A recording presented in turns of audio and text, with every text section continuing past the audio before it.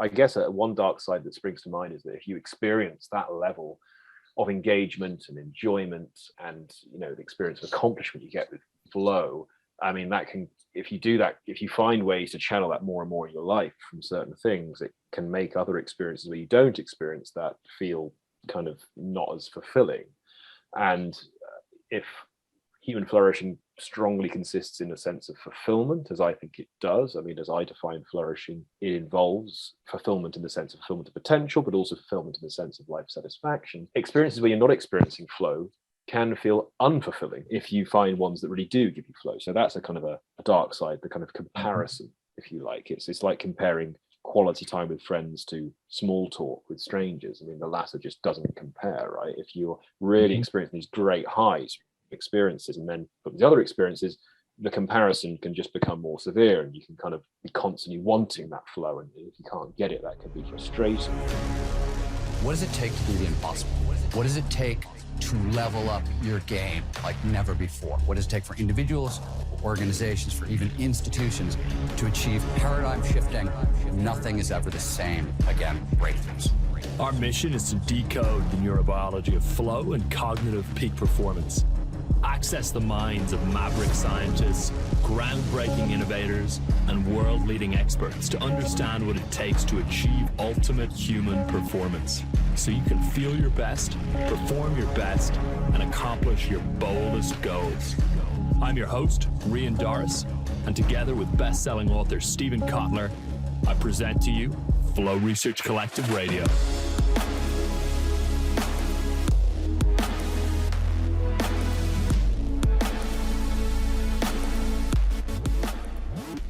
All right, Dr. Jonathan Beale, it's a pleasure to have you on the Flow Research Radio podcast.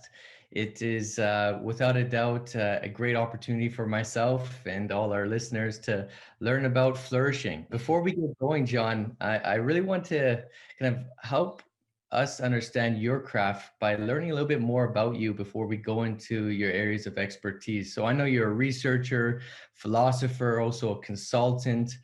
By trading. You've written 3 books in the space. Kind of, how would you generally describe, you know, your craft and to someone generally in the public here? Well, first, thank you so much, Brent, for having me on this podcast today. It's a real honor to speak on the Flow Research Collective's podcast. I'm a big fan of your work, a big fan of your podcast. Okay, so my craft, I love that way of describing it, craft. It's a great word to use. So I would say I work primarily as a researcher on philosophy and educational research now. I did a PhD in philosophy, and then I was a lecturer in philosophy. I then taught in schools as taught philosophy and religious studies. And the first school I taught in, they had an educational research center, an educational neuroscience research center.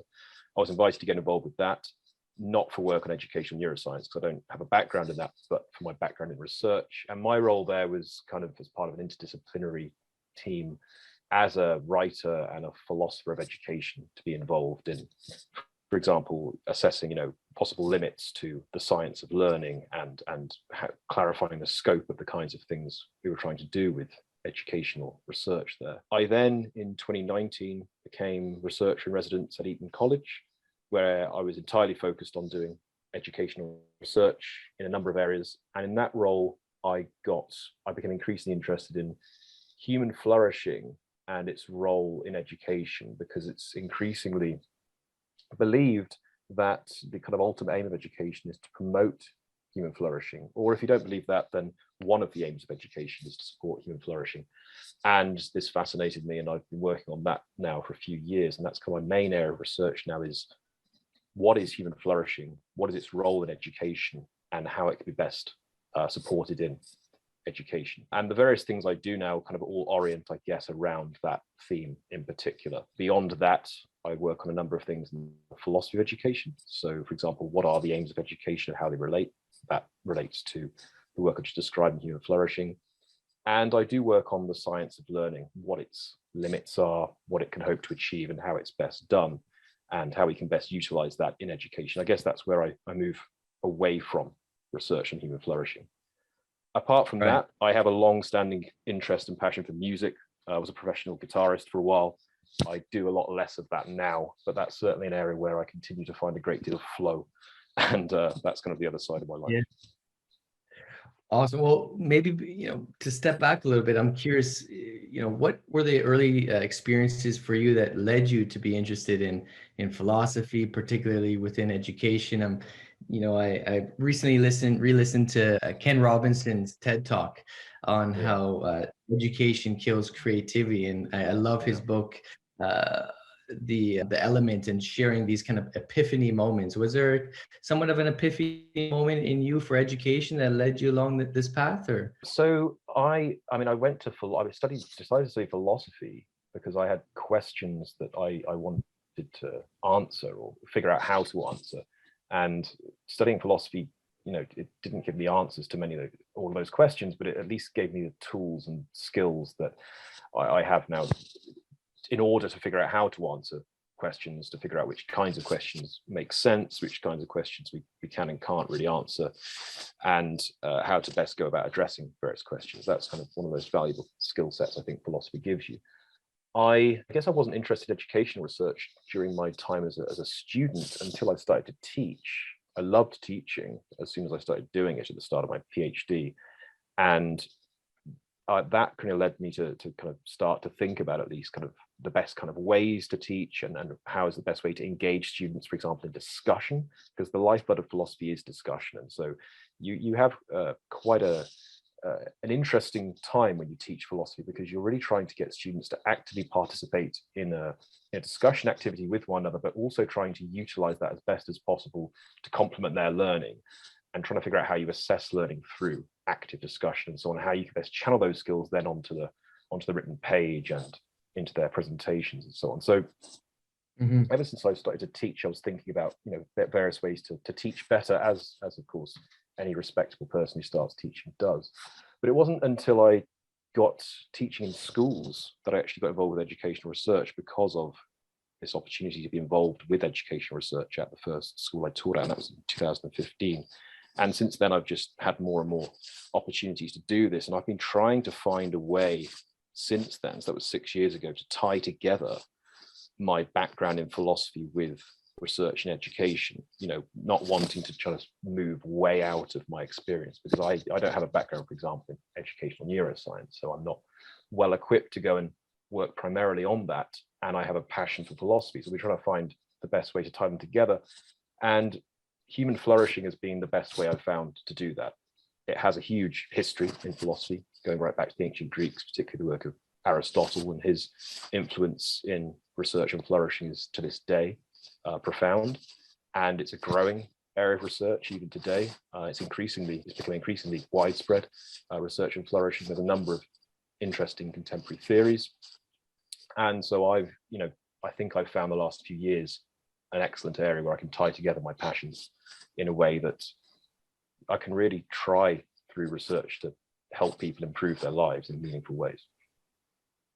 Well said, John. I appreciate that. One of the things we focus here at FRC is what Stevens called this passion recipe, where we look at, helping individuals identify their curiosities, looking to see where these curiosities intersect to develop interest in their passion, and trying to really develop that purpose by exploring how can they apply these passions to solving some big world challenges to create what we call this kind of massive transformative purpose. And I'm not asking you maybe to recite a perfect MTP statement, but if you were to kind of try to synthesize your kind of massive purpose, it sounds like, infusing flourishing within education is a big part of that. Would there be any other just nuances that maybe it would be helpful for myself and others to know that's driving you in this path of yours? Or it's extremely useful to know the various areas of life that can strongly enhance your well-being and that you can use to enhance the well-being of others. Some of those, many of us are aware of, but some of them we're really not. Flow is a great example of one, for example. People's understanding of what flow is and how to best develop it and find activities that cultivate it, that's knowledge that needs to be disseminated and can really help to improve people's experience of life for themselves and improve the lives of others. So it's extremely useful for any person to learn about the research on flourishing, particularly the research on flourishing that relates it to well-being, because not all theories of flourishing are focused on just well-being, but some of the most influential ones are.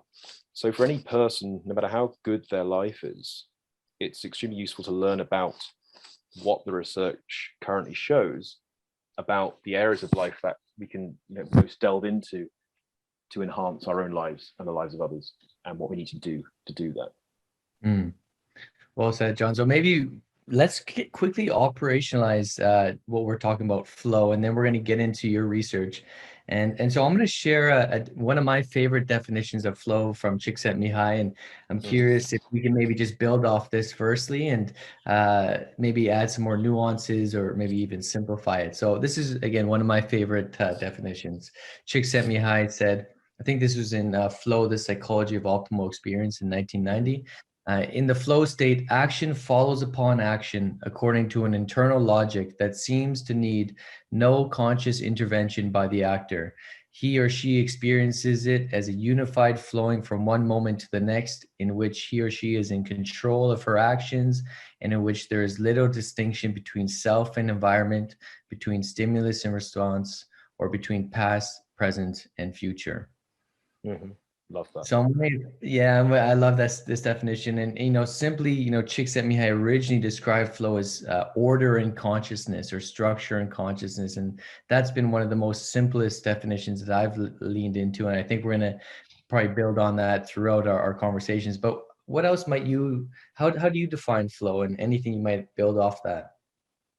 Yeah, I mean, so thank you for sharing that. That's a great passage from Csikszentmihalyi. So flow is best understood, of course, as total absorption and immersion in activities, but such that one is able to achieve optimal human experience, both in terms of their performance, so how much they can fulfill their potential through the flow experience, but also optimize their experience of positive emotions. Now, Csikszentmihalyi focused on happiness, but research on flow since publication of Flow, the book you mentioned in 1990, we can broaden that to encompass other positive emotions too, such as comfort, joy, ecstasy, and so on. And so I think that we should understand flow as this immersive process, this kind of loss of the self, as you were alluding to in that quote, this kind of this experience where one's consciousness is just one with the object, one with the thing they're doing, but in such a way that they are maximizing their potential, or on the path towards maximizing their potential through engagement in flow activities. And engaging in flow activities is a significant contributor towards one's happiness, both in the immediate and in the long term. And it's probably more likely to be in the long term, because sometimes flow experiences, they can be not entirely pleasant in the immediate experience, because you're pushing right to the edge of your comfort zone. You're in the kind of flow channel, as it were, where you have this balance between where your skills are hitting their limit and how much you are pushing yourself within that and enjoying that, the kind of the sweet spot, if you like. So I think that we need to think of the happiness in terms of its long-term gain here. How much are you going to gain in the long term? How much is your well-being going to be enhanced in the long term through immersion in flow activities? Well said, John. It's I'm sure we're going to build on this throughout our discussion here today. So with that said, let's jump right into your research. I really want to, make sure that we're able to share with our listeners really applied approaches, how to utilize the research you're going to be sharing. So we have both entrepreneurs, creatives, we have coaches that will be listening. We have kind of all walks of life. So folks, get your seatbelts on. We're going to dive deep into Dr. John Beale's research now. It's going to be a lot of fun. So John, maybe let's just start off with what is human flourishing? How do you describe it? And what areas of life really constitute and enhance human flourishing? Sure. I mean, well, I would define it as a long-term way of being, a long-term state in which you're in which most areas of your life are going well, and your recognition of how well your life is going maps on accurately to these areas of life. So, for example, you're not kind of deluded about how your life's going. So it's not that you think that your life's going great in all respects and actually it isn't. And conversely, it's not that you think your life's going badly in various respects and it actually is. So your idea of how your life's going needs to map on to a sufficient degree, at least, with how well it's actually going. I mean, that's how I would define Yeah, flourishing. sorry to jump in there, John. Would you say that map to Csikszentmihalyi's initial definition of kind of order and consciousness, the sense of structure, feeling as if one right decision is leading to the next, and kind of overcoming that any cognitive dissonance or questioning of one's path there? I mean, I'd say it maps onto it in some respects, and that would be, and of course, that would be an important part, and I do think that's an important part of one of the domains that constitutes flourishing. But I think Csikszentmihalyi is getting onto something more detailed there than I was mentioning. The idea there is about, for example, constantly setting goals that one is trying to achieve, and that enhancing flow experiences and bringing one's conscious activity to the highest level to get into the flow channel of the kind of skills challenge ratio, and also making sure that one's attention is always focused on what they're doing, because flow is ultimately an exercise in, as Csikszentmihalyi points out, an exercise in focusing your attention as well as possible on the task at hand in which you're in flow, such that consciousness is not kind of disordered, you're not full of kind of distractions and so on. You're in a focused state, trying to get as close as you can to the goal you're trying to reach. So I'd relate that to it. When you describe flourishing, do you utilize kind of the Martin Seligman's PERMA model as a way to constitute all the elements of what feels like the order in life you're referring to, or? Yeah, so you asked kind of two questions: what is flourishing, and what are the things that constitute it? So if we look at kind of the major contemporary theories of flourishing, of which one of them will be positive psychology, we can extract 8 key domains that constitute and enhance human flourishing. So these would be from 3 theories in particular: positive psychology, the theory put forward by the Human Flourishing Program at Harvard University, and the account put forward by the Jubilee Centre for Character and Virtues in the UK. These 8 domains would be happiness and other positive emotions. So other positive emotions being, joy, comfort, and so on. Second, good, close social relationships, for example, with friends, family, partner. Third, meaning, how meaningful you find your day-to-day activities and your life as a whole. The fourth would be flow. Interesting, you get that in positive psychology, but that's not included in those other theories. Fifth, you have accomplishment. Again, that's included in positive psychology, but not in the other theories.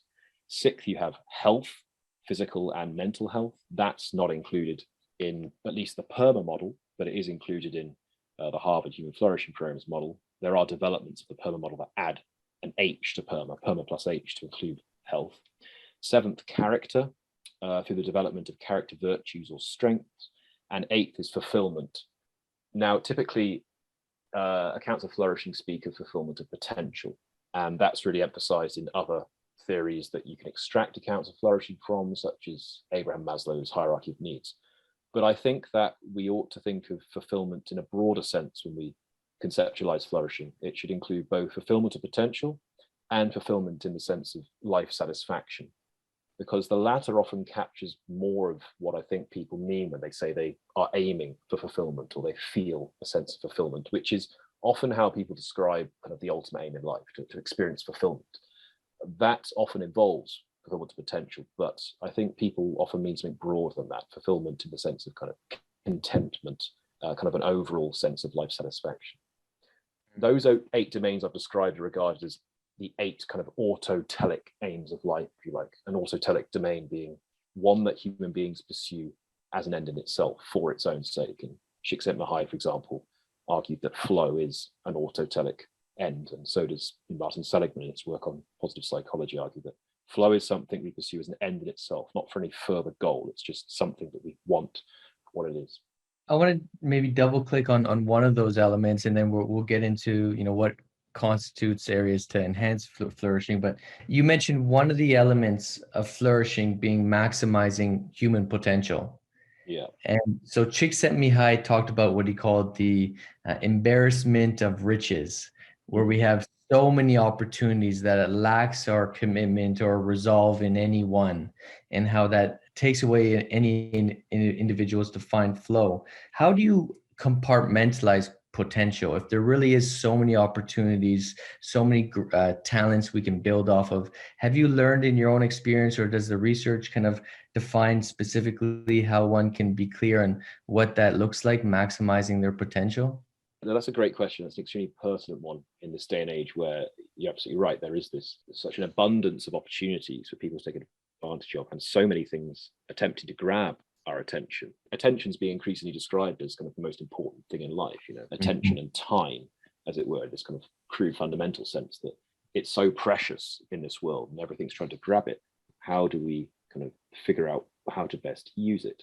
In terms of maximizing potential through it, there's multiple ways to do that. We could draw upon, let's focus on flow, for example, because that's the focus of your work and the Flow Research Collective's work.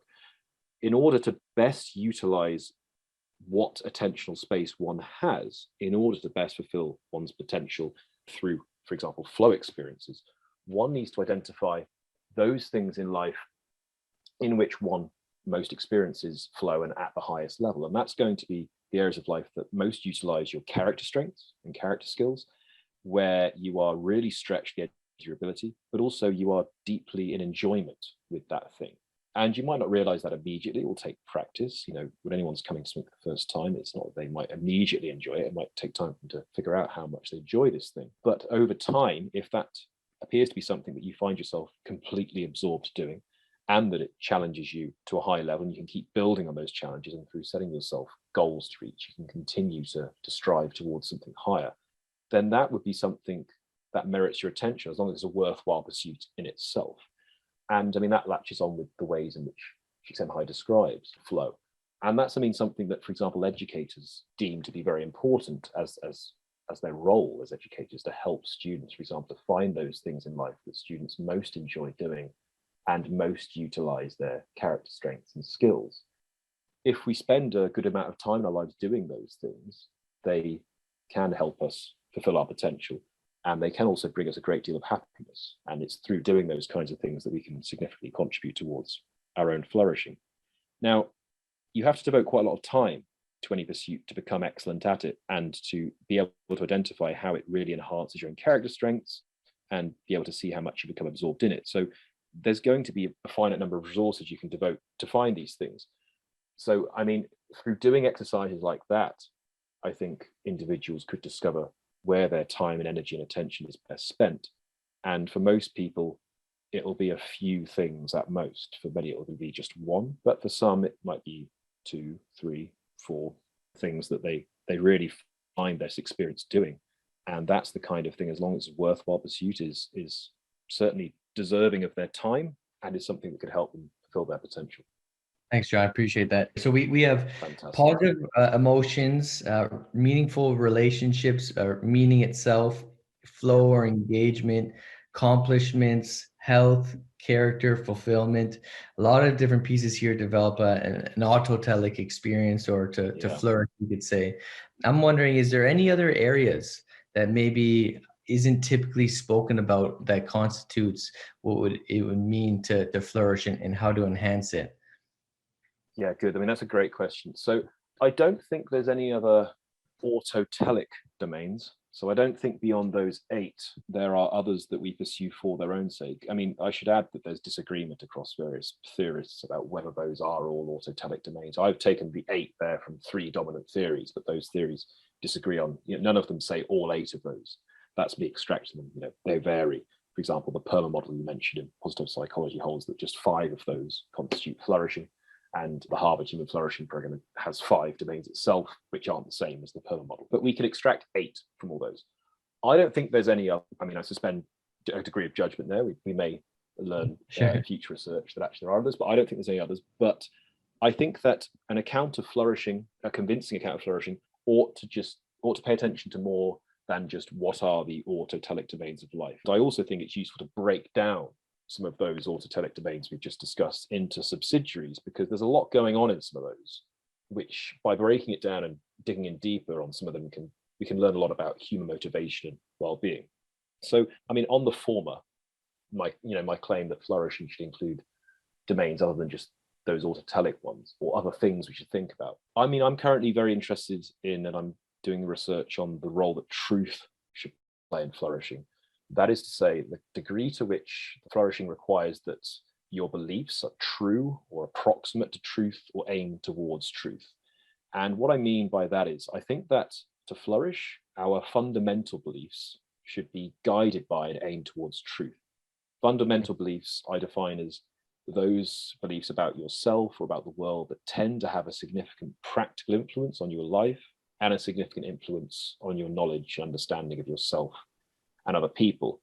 And I think it's important to add that, because you can, if your beliefs aren't lining up with the facts about the world, but you're nonetheless flourishing according to all those domains of well-being, it can be the case that you're actually flourishing because you're unaware of certain things that make your beliefs actually not be true. Whereas you could actually have a kind of a deeper, more true understanding of the world, and the fact that you're more aware of certain things actually makes you flourish less because your beliefs are more true. So an example of that might be someone who's a victim of structural prejudice. Their awareness of their victimization there could make them flourish less because they're less happy about, say, the opportunities they have to work, to take certain jobs, let's say, or in order to meet their potential, because they're more aware of the kind of the structural discrimination they're facing. Whereas the person who's less aware of this could perhaps have a higher level of well-being because they're, if you like, unaware of the limitations facing them, and so they're more satisfied with the situation they're in.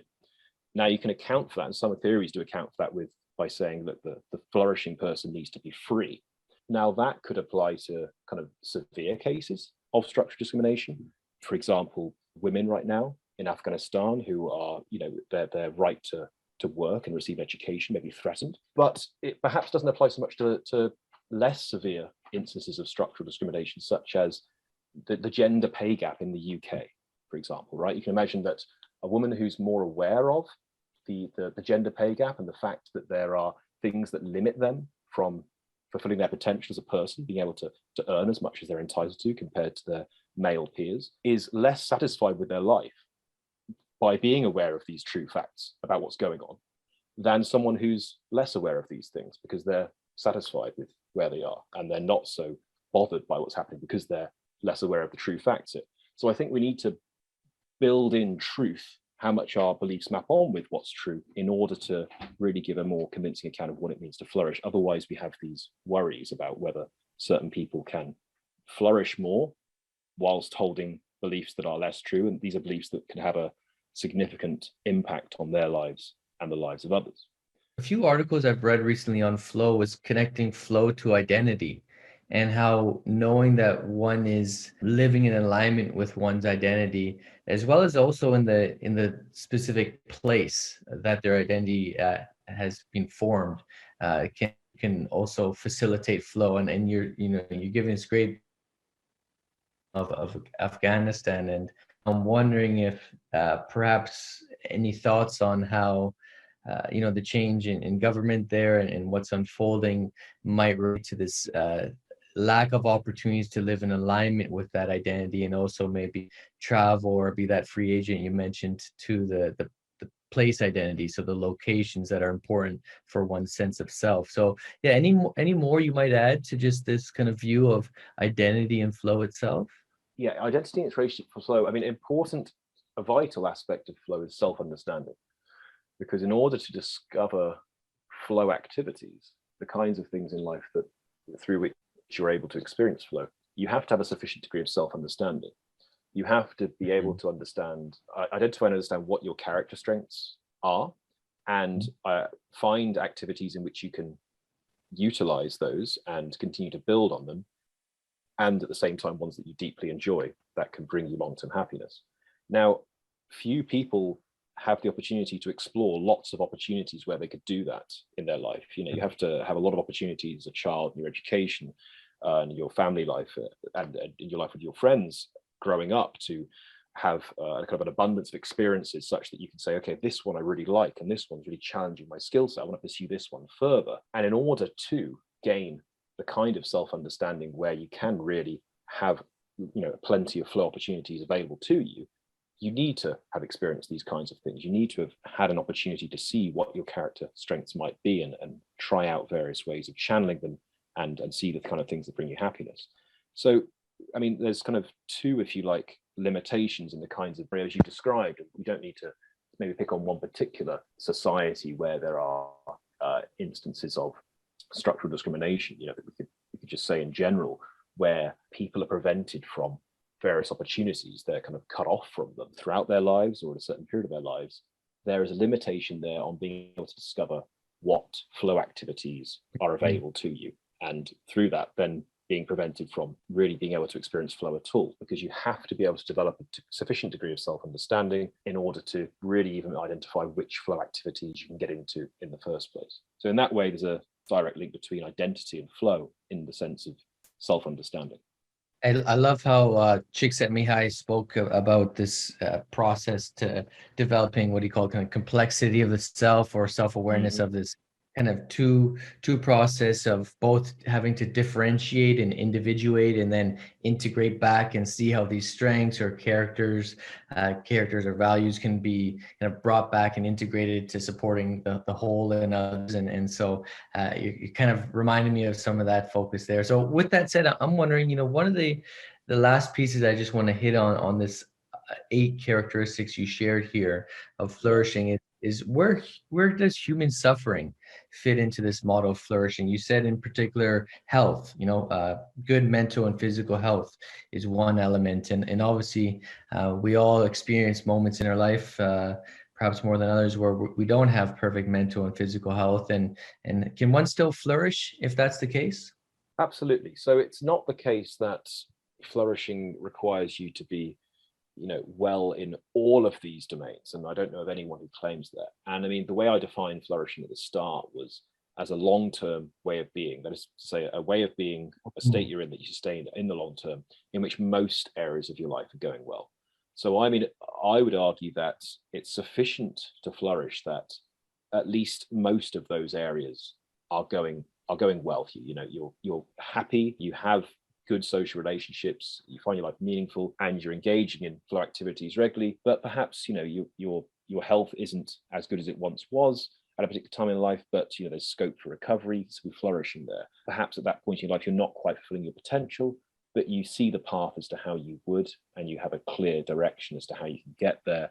I mean, I think flourishing can take, as it were, it can take various levels, and it can fluctuate in various degrees, but the idea is that most areas of your life, it should be a hard thing to attain, right? It shouldn't be, if we're defining flourishing as, if you like, the ultimate aim of life, it shouldn't be something easy to do, but it can have various levels. You can flourish more, you can flourish less, and it can fluctuate over a long-term period, but you can nonetheless sustain it as long as various of those domains are going well. I wouldn't want to give a kind of precise amounts to any of them. I don't know any theories that do give precise amounts. They're purposefully quite vague on this. You can take scores, you can do surveys, and with positive psychology and the Harvard Flourishing Program's Flourishing app, and it gives you a kind of a predicted score on how well you're doing based on these domains if you fill out questionnaires. And they don't say, oh, you've met this number, therefore you are or you aren't flourishing at that particular time. But yeah, you can, it can vary to varying degrees, and I can't really give you a precise answer on what kind of level you'd need to hit or which ones you'd need to be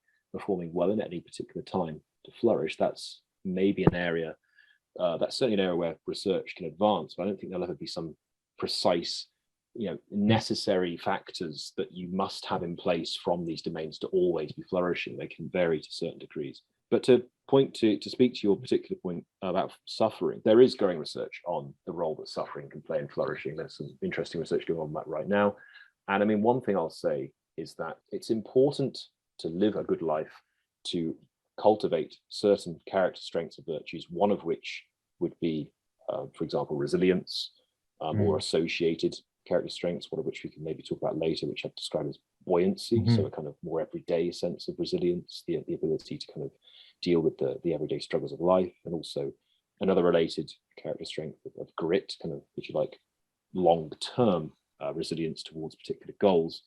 And in order to cultivate some of these skills, it can, suffering is one of the things one can endure in one's life that helps one to build these character strengths and virtues. If you've never been through never experienced any kind of adversity or suffering, and then you do, it can take a great deal of time to recover from that, such that one could, for example, be flourishing long term and then go through an experience in life where one is so deeply affected by it that it takes you an enormous amount of time to bounce back from it. And that time your well-being may be so depleted that you're really not flourishing for a sustained period of time.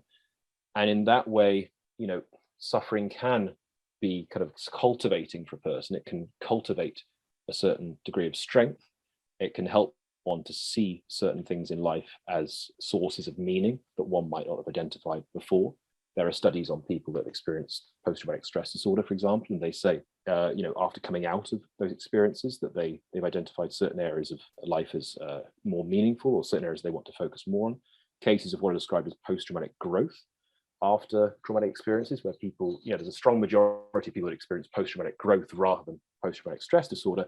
And indicators of post-traumatic growth are things like identifying in one's life areas that they see as a source of meaning they didn't see before, or taking for granted certain things less in life, or having a clearer sense of the kind of direction they want their life to go in as a consequence of having been through traumatic experiences. So those are some examples of the ways in which suffering can, in the long term, be beneficial to one's character development. That's not to say that suffering is a good thing, of course, but it is a way in which it can be related to human flourishing. Even might argue that suffering is a good thing. Big fan of Nietzsche, he is. I want to kind of maybe jump into one of your specific contexts, which is within education. And I know you spend a lot of time understanding the philosophy of education. So I'm curious, what are the aims of education, and how do these support human flourishing? Again, I watched Ken Robinson's talk on how school kills creativity. So I'm curious, are schools getting better at helping flourishing? So again, kind of what are the aims of education, and how does it relate to supporting human flourishing? Yeah, great, thanks. So it's a great question. And now you've mentioned Robinson's talk again. I mean, I should say that, Ken Robinson's talks are a lesson in outstanding public speaking. I mean, he's almost like a stand-up comedian when he gives talks. He gets the audience laughing so much. He's so engaging, and that talk deserves having been the most watched TED talk ever. The one you mentioned, the schools kill creativity, and he was a brilliant educationalist, and his work has been very influential to me and to others. Anyway, so in answer to your question, there's a variety of conceptions of what education's aims are, and various kind of options are on the table for what education's aims should consist of. If you like, what we could call the kind of the standard view, I guess, or the orthodox view of the aims of education is that the aim or the primary aims of education are epistemic, that is to say they correspond to knowledge. So if you like, the aims of education are to develop students' knowledge and understanding, and to cultivate the kinds of skills that students need to enhance their development of knowledge and understanding, to give them the skills in order to gain knowledge and understanding, such as critical thinking skills, autonomy, intellectual curiosity, and so on. Now, whether or not you regard those as the only aims of education, it's uncontroversial that they're certainly among the primary aims. Then there's a question as to whether education should have moral or political aims as well, and what those consist in. Civic aims, so developing virtues in students, cultivating virtues in students such that they can actively contribute in a meaningful way towards society, and so on. There's a collection of various views. My view is that education has multiple aims, that the epistemic aims are the kind of primary aims of education, but education does also have moral, political, and civic aims. And it also has an overarching aim of supporting human flourishing. And something I'm really trying to do is to provide an account of education's aims that shows how human flourishing can be a co-beneficial aim of education operating in tandem with, that is to say, in such a way that it complements in a co-beneficiary way the epistemic aims of education. Can lean back on some of Robinson's kind of book in The Element, when he shared stories of, certain individuals who were kind of going through education, whether flunking out or being seen as having learning disabilities. And he gives these great stories, and it really hit me, to be quite honest. It hit me in a kind of a deep place of not feeling kind of recognized and that I belonged in education. I never really did well as a youngster in my kind of path. So I'm just wondering, do you find that, is it adding different classes, different teaching modalities, or is there how is education shifting or changing? I imagine you have kind of a broad landscape on how, education's shifting. Have you seen meaningful improvements, maybe even since Robinson gave his talk, I think a little over 10 years ago here? It depends on the country we're looking at and the level of education. I mean, there is certainly a movement in the UK, I mean, in the Anglophone world, at least. I'll just comment on that. I mean, I do work with an NGO in Uganda, so I mean, I can comment on certain various educational contexts, such as that one, and the UK and the USA, for example. But I'll just start by at least outlining what's going on in the Anglophone world in education, because I'm most familiar with that, and that's where I can give a kind of a more direct answer to your question. There has been a movement in the last, I guess, 2 decades towards, in various education institutions at the secondary level, towards enhancing well-being in education and finding ways to best do that in line with the various other areas that are going on in education. So one example of that would be the positive education movement that emerged through positive psychology, which aimed to show how all of those elements, the PERMA elements you mentioned earlier, which are partly constitutive of the kind of the 8 autotelic domains of flourishing I mentioned, how those can be enhanced through education. And that primarily took place through a project that Martin Seligman and others led at Geelong Grammar School in Australia. That movement has been widely influential and has been adopted at some schools in the USA and the UK. The positive education movement is still to this day, increasing. And then there have been other movements to do similar things in the last sort of 5 years, 4 to 5 years. For example, the Human Flourishing Program at Harvard University are engaged in various interventions with schools where they're aiming to enhance well-being in schools, in kind of projects, collaborating with schools, trying to show how various aspects of human flourishing or well-being can be promoted through schools. Now, those are not taking place on, if you like, a huge scale yet. It's not the case that most schools are doing that, but there is an increasing movement to promote well-being in education institutions in various ways, in such ways to enhance the well-being of students, or if you like, enhance the flourishing of students, if it's defined in terms of well-being. Now, how that would relate to creativity, to speak directly to your point, there is evidence to suggest that certain areas of well-being can enhance students' abilities to experience creativity and their creative potential. And so, for example, positive psychology argues that students who experience higher levels of engagement, which is flow, higher levels of positive emotion, and experience accomplishment more often, are able to experience creativity more and are able to be more creative, and point to various studies on this. I would say that that's increased in general, the things I've described, throughout schools in at least the Anglophone world. Has it increased in a massive way? I don't think so. Is there growing research in creativity in education? Yes, absolutely. For example, the work of Bill Lucas is very good on this, on creativity, a UK education researcher. So it is changing, but the change is slow insofar as it's creativity in schools is increasing, and there's much work still to be done in this area, at least in those contexts I've described.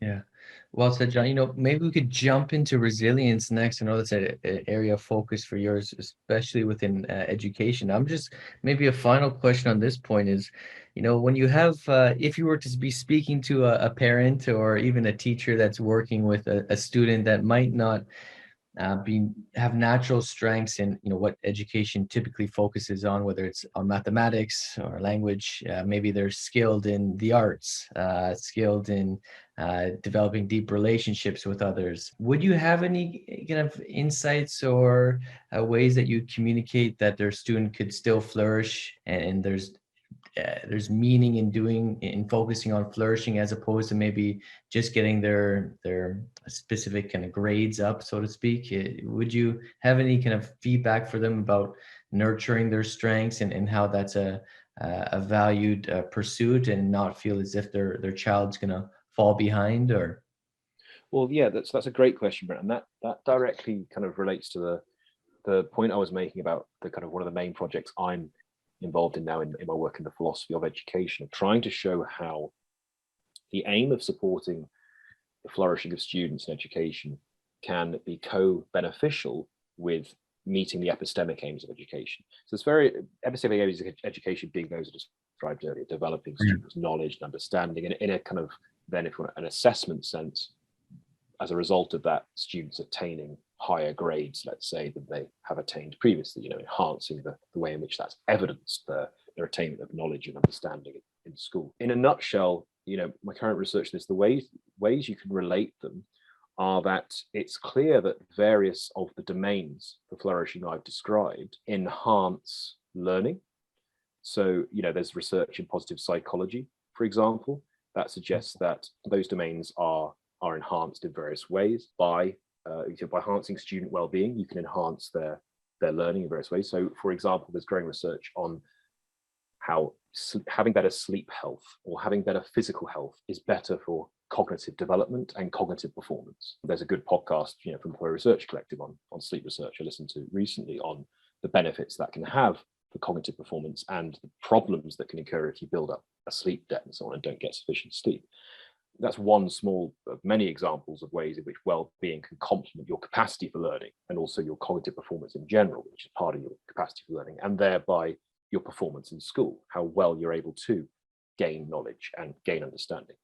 But the inverse is true as well.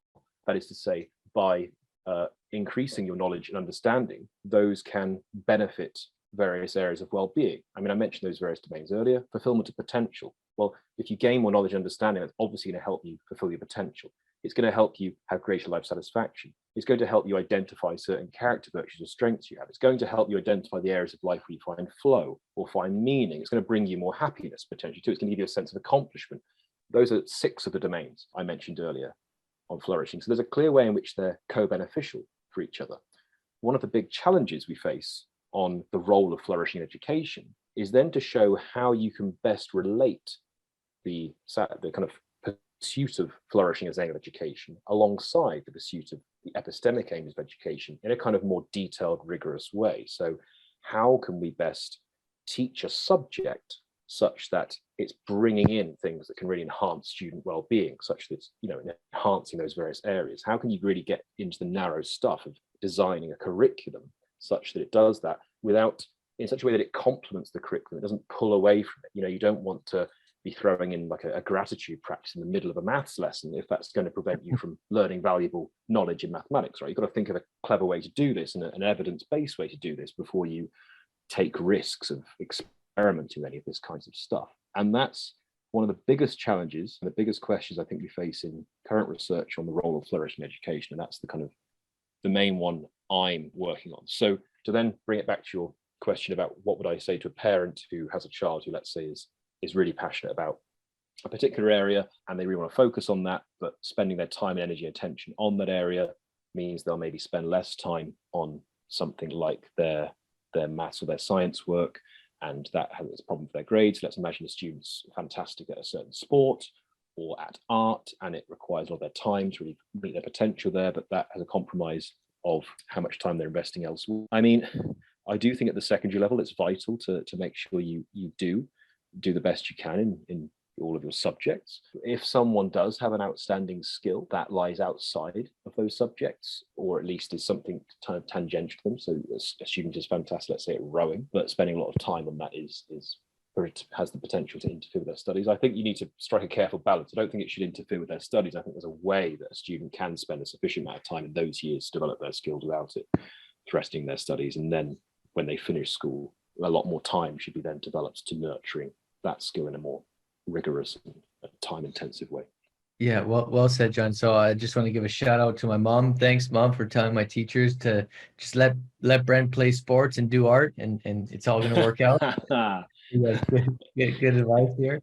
So obviously, education for all of us requires resilience. I think both for the students, but for educators, especially during and parents during COVID pandemic and everything that's adjusting and adapting now. So if we were to kind of dive down into some of your research and thoughts on resilience, I'm wondering if maybe we can start off by kind of defining what is resilience. And, I know you had mentioned in your literature review I read recently, this kind of 5C's model of academic resilience. I'm wondering if maybe you could dive into that and maybe give all the educators, students, and parents some help here developing academic resilience.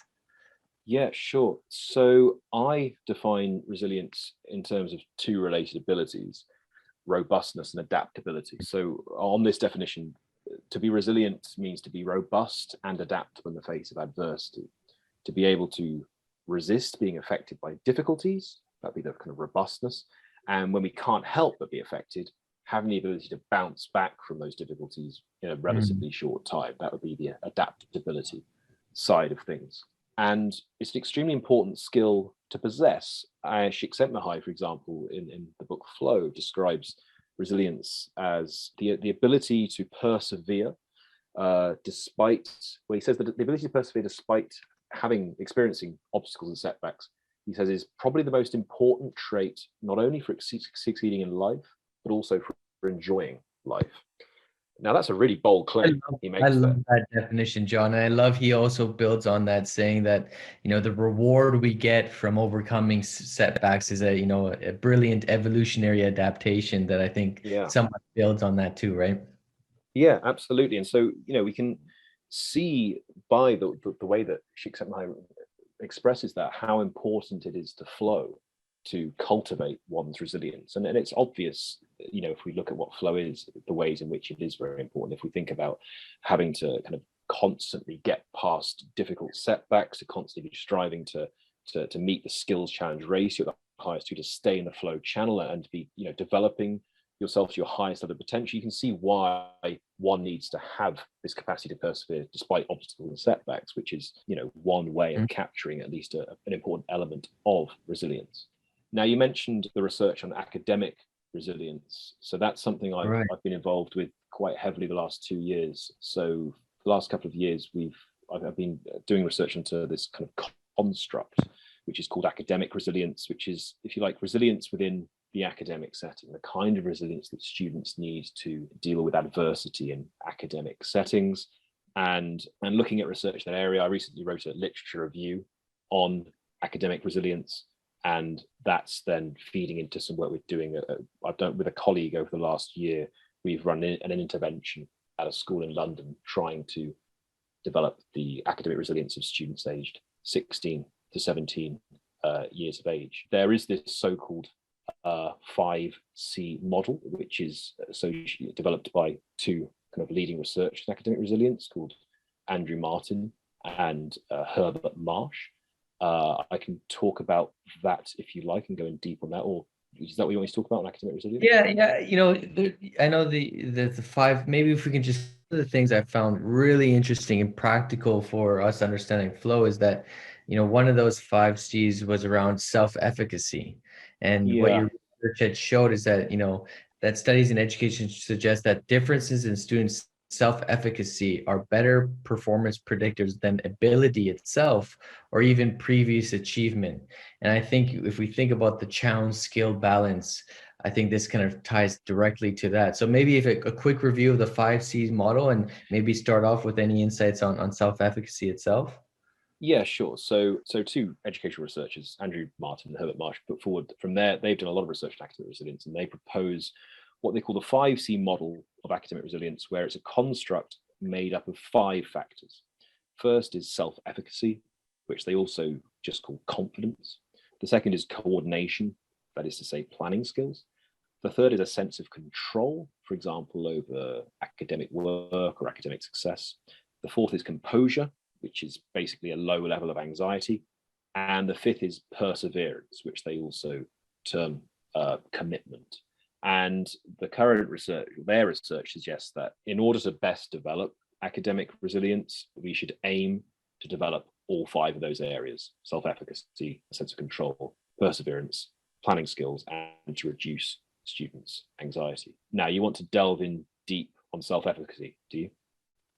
Yeah, I think that's a fascinating finding, again, that self-efficacy is a better performance predictor than actual ability or perceived achievement. I think a lot of the times when I'm working with clients in our programs, I think of this in relation to, again, the challenge skill balance and typically how, whether it's developing a growth mindset, an internal locus of control, employing mindfulness to get out of limiting beliefs about their confidence heading into whatever their domain may be, can be, so powerful and transformational in their own development of their craft and their achievements. So I'm just curious, anything you might add to that? I thought it was a very fascinating finding here. Yeah, of course. So it might be useful just to define self-efficacy. So self-efficacy is the belief we have in our own abilities, and specifically the ability that we have to meet the challenges we face and successfully complete the tasks that we need to. And of course, that's very important for research on flow, because in order to have a kind of an accurate perception of where one sits on the skills challenge ratio, and in the right point in the sweet spot in the flow channel, as Csikszentmihalyi describes it, one needs to have a kind of an accurate belief in one's own abilities in order to identify what the next goal should be in the process, where one should be in that skills challenge ratio, and so on and so forth. Now, self-efficacy is argued in the research, identified in the research, as a particularly significant predictor of academic resilience. And some studies suggest that differences in self-efficacy are better performance predictors, as you said, than ability or previous achievement. And that's to predict, how kind of resilient they will be, but also how much they will perform in the future. And you've mentioned how that might relate to an area such as growth mindset, which research suggests can have a significant effect on education. Students with low self-efficacy may exhibit various behaviors, such as avoiding challenges, having low self-confidence, underachieving, expecting results without putting in enough effort, and focusing more on their weaknesses than their strengths. And research and academic resilience suggests that self-efficacy is particularly important for developing resilience. Having positive self-efficacy beliefs is likely to contribute towards increased resilience. It's a particularly important distinguishing factor between resilient and non-resilient students, particularly in the kind of 16 to 19 years of age bracket, and that it's a significant predictor of various areas of education. So, what this research points to is that we should be aiming to develop students' self-efficacy skills, not only to develop their academic resilience, but also because that can really help to enhance their performance of and enjoyment of school. It's a very important character trait to develop. And, maybe if we can review some of the specific elements that you've identified in your literature review on how to develop that self-efficacy. But one other finding I just thought maybe helpful to mention here is you had found that, or the research suggests that students with a fixed mindset have been shown to be 58% more likely to show more severe symptoms of anxiety, as well as depression and aggression. And I know one of the key factors, or perhaps the most prominent factor in resilience, was reducing anxiety itself. So I thought that finding regarding fixed mindset was one of the things that perhaps we could develop within education to develop resilience. What else might you kind of point teachers or parents or even students towards cultivating? Yeah, so I do think the development of a growth mindset is very important for developing resilience in general, so psychological resilience, but also to developing academic resilience. And there's various, and by growth mindset, I mean, broadly speaking, drawing on Carol Dweck's influential work in this area, the belief that our character skills and our abilities are not fixed, but are malleable, are things that within our control to change to at least a certain degree. And this has been shown, cultivating growth mindset has been shown to have multiple benefits for well-being, and including reducing anxiety, you've mentioned. And that's why it's been recommended as a way of developing academic resilience, because having a low level of anxiety is one of the factors in Martin and Marsh's 5C model of academic resilience. So we need to have students who have a low level of anxiety in order to have academic resilience. Now, there's a lot of work in education on cultivating growth mindset and reducing fixed mindset. So that's a good thing, because that can really help this, and it's something that teachers are very familiar with. But there needs to be more work on disseminating good research on this and effective methods, because often the material that's disseminated is extremely quick and extremely brief. There's definitely a need in education for more detailed dissemination of things in a kind of a more rigorous way, such that because work on growth mindset has kind of become a bit of a parody of the way it's disseminated in some education circles, become a parody of what it really is. It's not just about, saying to people, you can't do this yet. It's about teaching people what exactly it involves, what exactly, cultivating a growth mindset involves, and in its various details, and how powerful that can be in education. But you mentioned other strategies for the development of resilience. I mean, I'll mention a couple, one of which is closely related to flow. The first is that in order to become resilient, you've got to learn how to fail at it, because resilience involves adaptability in the face of challenges, and you've got to learn how to recover from setbacks. And the best way to do that is to actually learn how to fail at things. So learning how to fail and learning how to cope with failure and recover from failure is important for developing your own perseverance, and then reducing the time in which you bounce back from things. That is to say, becoming more adaptable, that being one of the definitive parts of resilience. The second part of that is related to comfort zone, and this relates quite nicely to flow. So there needs to be a chance of experiencing adversity to develop resilience, because resilience is adaptability in the face of adversity. But you're very unlikely to experience it if you're always within your comfort zone.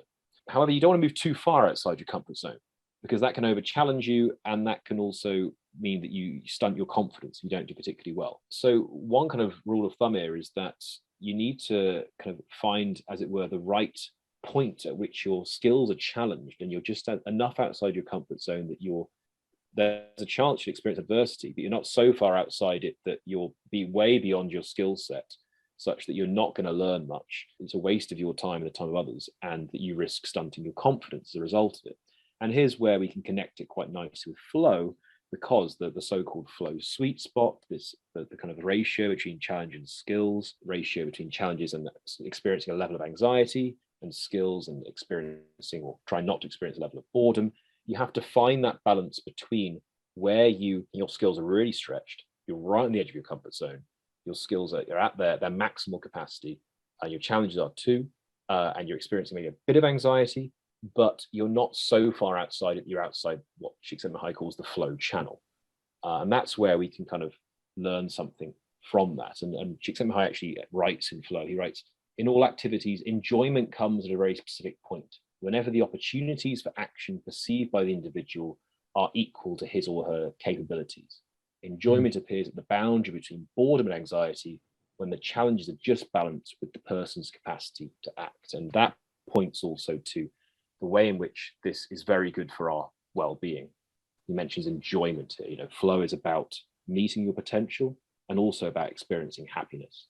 And so this can develop your resilience, finding the flow channel, the flow sweet spot, but it can also be excellent for your well-being, and in the sense that it can help you enhance your happiness and help you fulfill your potential. So flow is nicely connected here to resilience. And maybe that points to one of the reasons why Csikszentmihalyi regards resilience as such an important character trait, as we discussed earlier on. Yeah. In John, there's one piece you had mentioned in your literature review that I thought may be helpful to follow back on. You mentioned it a little bit earlier around emotional buoyancy, resilience, academic buoyancy, I believe the term is, correct? Yeah. And so you made this differentiation between resilience and academic buoyancy, and I thought it was really kind of focused on helping individuals deal with the day-to-day challenges that show up, maybe the unexpected obstacles, and in a way to, I don't know if it ties back to emotion regulation, but I certainly know with a lot of my work with individuals coming from an acceptance commitment therapy theoretical approach, I'm always focused on how to overcome kind of experiential avoidance, so moving away from that discomfort that we're kind of hitting on here. And so I don't know if that ties back into emotional buoyancy, or resilience. Academic buoyancy. Academic buoyancy here, but build on that for us. I thought it was very practical for day-to-day. So thank you for mentioning that. So I think so the way that academic resilience is defined, it's defined in such a way as to cover experiences that are quite severe, experiences that may result in a student having to withdraw from school, or ultimately withdraw from school, quite severe experiences. But there are various experiences that students encounter in their academic lives which require adaptability in the face of adversity, but not something so severe where they might have to withdraw from school. The kind of more everyday challenges, the kind of setbacks and pressures that are part of the kind of ordinary course of everyday academic life. How do we account for those? Because it seems reasonable to describe those in terms of resilience in some ways. But how do we account for those whilst maintaining a kind of a tight grip on what academic resilience is focusing on, which is the kind of the more severe experiences students might experience that may result in them becoming completely demotivated and be at risk of withdrawing from school, such as, experiencing a severe failure in their work, which falling way below expectations, getting suspended from school for a period of time, and so on and so forth. Something that's less severe than those, like getting a grade below expectation on their work, maybe for a few weeks in a row, and becoming a bit demotivated or quite demotivated from that, having a bad term at school, and so on and so forth. How do we account for those kinds of things? Well, here they propose a related concept, which they call academic buoyancy, to map onto such experiences. They define this as the capacity to overcome setbacks, challenges, pressures, and difficulties that are part of everyday academic life. And so it's distinct from academic resilience in that academic resilience refers to the capacity to overcome significant adversity that threatens a student's educational development, whereas academic buoyancy refers to the more common and, by comparison, relatively insignificant level of adversity. Now, I think that's a very useful concept in education, but I think something we can learn from Andrew Martin and Herbert Marsh's research in this area is that this concept is something that I think we should use in everyday life to refer to experiences that we have that require a level of resilience, but not such a high level that we maybe call it something that requires resilience. Maybe we should just speak of being buoyant, being a buoyant person, developing the skill of buoyancy in the face of adversity. Because the concept of resilience has been used so widely in recent years, and it gets bandied around so much nowadays that we kind of have lost grip on it having a precise meaning or a precise set of things it applies to. There's so many articles on it, and it's become of such great interest in recent years. And it is fascinating and it is extremely important, but I think that it's useful to distinguish it from, in terms of levels, and distinguish it from related skills. So, for example, there's a relationship between resilience and perseverance, a relationship to grit and so on. But maybe there's also levels of resilience. And maybe we could say that there's such a thing we call buoyancy, if you like, psychological buoyancy, which is this ability to adapt in the face of everyday challenges that we face, but they're not so severe as to be experiences of trauma, for example.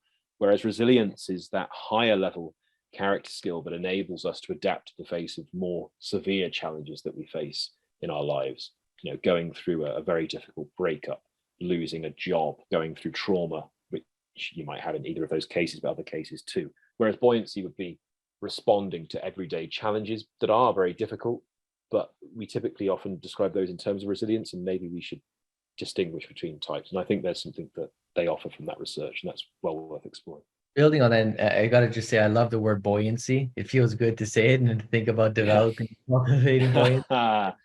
Nice word.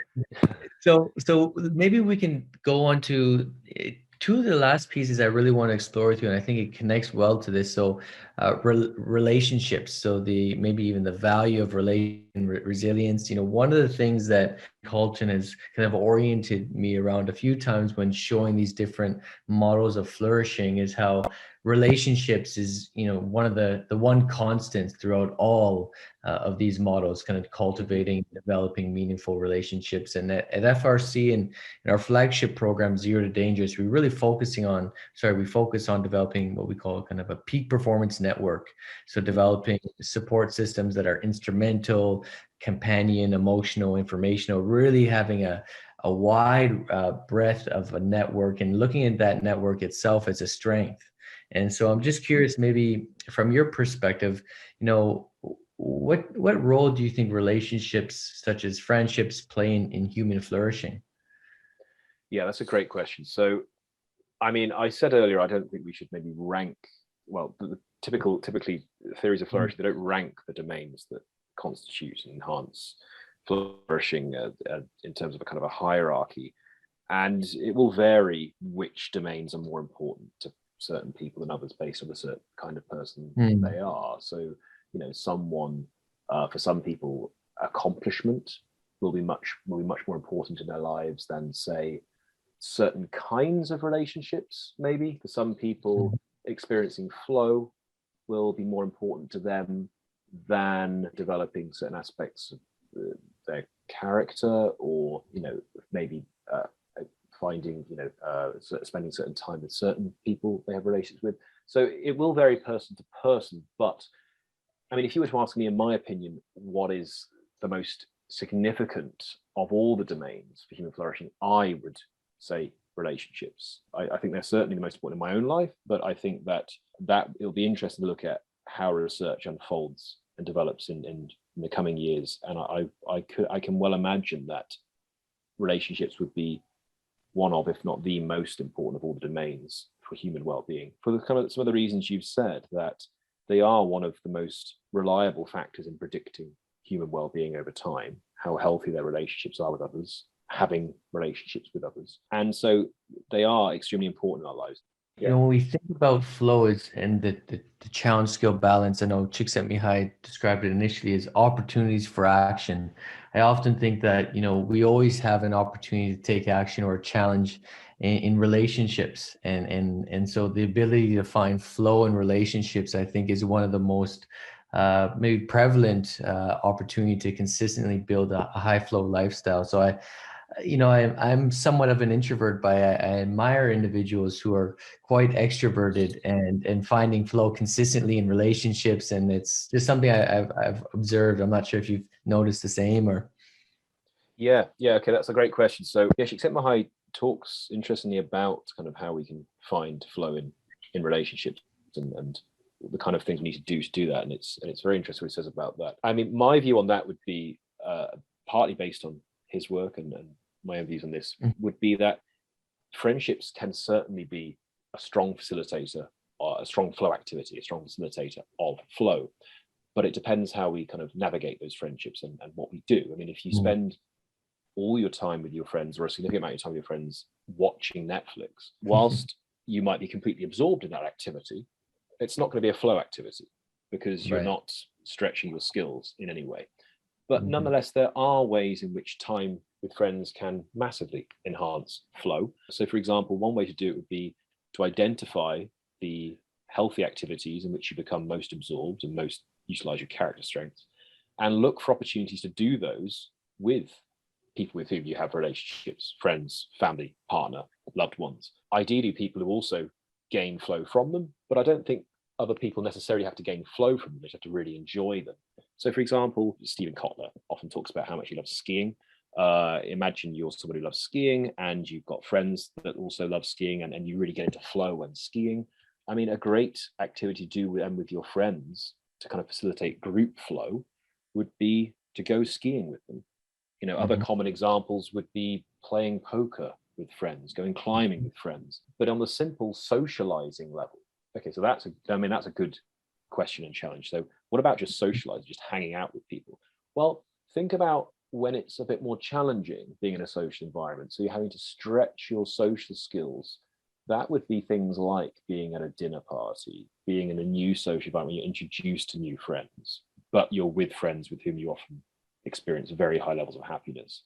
There you're having to stretch social skills in certain ways. You're having to maybe focus more on your listening skills, trying to do simple things like remember people's names, trying to really show a level of inquisitiveness and learn from others by asking certain questions about what others do. There's ways in which you feel challenged in those environments and can, after a while of doing this, deeply enjoy them. Now that will of course vary significantly across introverts and extroverts.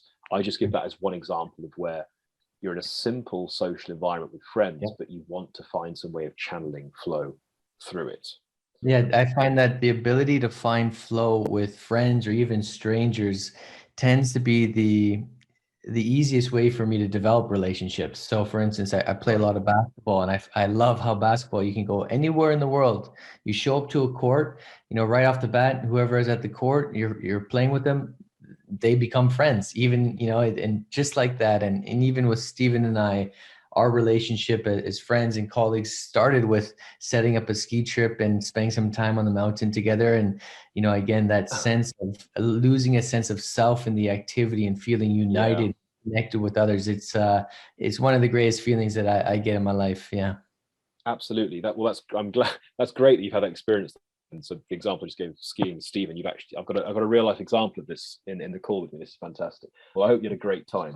And that's a great example, I hope, of where you both experience flow. And that might be an example of group flow, something that Keith Sawyer articulates very well in his book on group flow, Group Genius. Yeah, I mean, I guess an example from my own life to kind of add to this, an example of where I have experienced flow with friends recently is, I gave a set of talks over the summer on human flourishing and well-being in Belize. I was staying at a kind of a remote work village that a friend of mine set up with some friends out there. And when I was giving talks out there, I was giving talks to friends that I've had for a while, and then friends that I've made over the summer. I was there for a while. I was there for 6 weeks. So these people became close friends of mine. And, in that environment, I'm really stretching my abilities in public speaking. I deeply value public speaking as a skill, particularly to a general audience, not to an academic audience, but an audience of just a diverse range of people that maybe don't have a background in the area in which you're speaking. And I'm there with friends in a social environment that's a work environment, but really having to stretch my skills as far as I'm going. I'm really pushing myself in that area. And then I'm hanging out with them afterwards and they're giving me feedback on how it went. And I'm feeling a great sense of accomplishment. And that's maybe a good example for me recently of a flow activity that was a social activity. That's the flow level of things. There's various ways in which friendship can massively support other areas of well-being.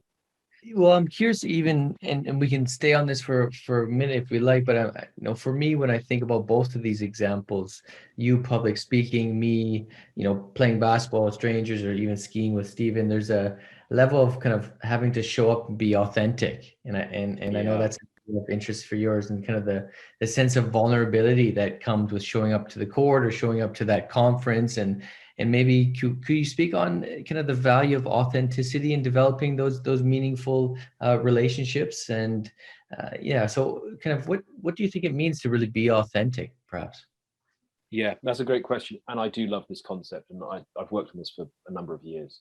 In a crude sense, to be authentic means to be true to yourself. But what does that mean? Well, to be true to yourself, you have to have a sufficient degree of self-understanding, because you have to know what it is you're being true to. And then you need to live in such a way that maps onto that self-understanding without too much compromise, because there will be a degree of compromise. There is in life. There's no strong relationship with someone, such as a partner that involves no compromise whatsoever. Relationships with human beings often involve some degree of compromise. But the idea is that the things we do in life, relationships, jobs that we undertake, what we do with our time, don't compromise us so much that, in light of our aims and objectives and who we are, that we are not being true to ourselves, that we're deceiving ourselves, that we're making so much sacrifice over the kind of people we are, that we're really not being true to the kinds of people that we are. And so that's why I say it's a sufficient level of self-understanding, and also to understand yourself to a sufficient degree, and living in such a way that maps onto that without compromising too much. Now, I hope you can see maybe already various ways in which that relates to flow. Would you like me to talk about that?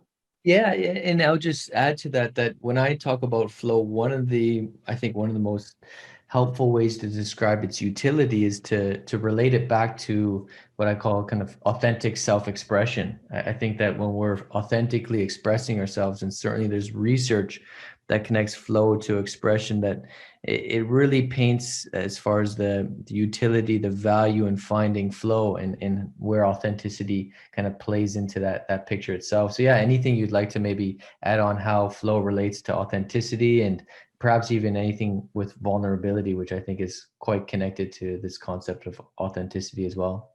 I know I said a lot there. Right, yeah. So the ways in which, it's interesting you mentioned vulnerability. I'll start with relating things to flow. So as I've mentioned, and as you know, we get into flow best by engaging activities that best utilize our character strengths and bring us the most enjoyment. Now, to identify what those activities are, we have to have a sufficient level of self-understanding. That relates to another point we were discussing earlier.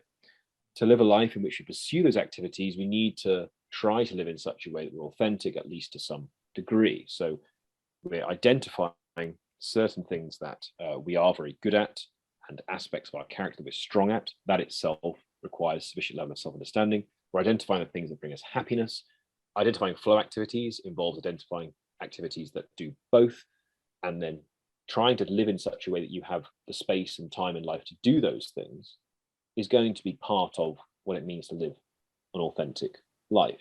And I mean, Csikszentmihalyi talks about things related to this. He talks about how flow activities should be things that are things that are freely chosen by the individual who chooses to engage in them. And they're intimately related to the sources of what people find ultimately meaningful. He says at one point in flow, they are therefore perhaps more precise indicators of who we are as people. Okay, that flow indicators really point to who a person is. And authenticity is really about understanding who you really are. So in that sense, flow activities kind of have this, if you like, this cyclical kind of two-way relationship with authenticity, in that flow activities can help you understand the kind of person you are, but also by understanding the kind of person you are, you can identify flow activities. And that's a very interesting relationship between the two. Would you say, John, I know you mentioned earlier that you play the guitar. You know, I say this to people regarding basketball and even skiing. You don't know me until you've actually seen or play basketball with me.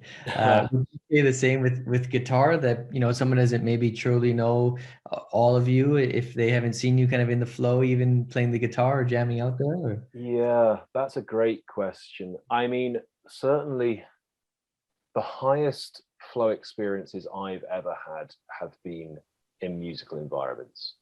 I would say the highest level of flow I've experienced is when so I played a lot of jazz and funk. That was kind of the genres I focused on. And London has this amazing jam night scene where you just rock up at a venue, and you put your name down, or you tell them who's running the night that you want to get up and play later on, and your name will get called out at some point, and you'll just get on the stage with whichever musicians are playing, and you've either been told which song you're going to play in advance, or at the really high level jam nights like Ronnie Scott's in Soho, you'll just get on stage and be like, right, we're going to play this now in this key, and just go.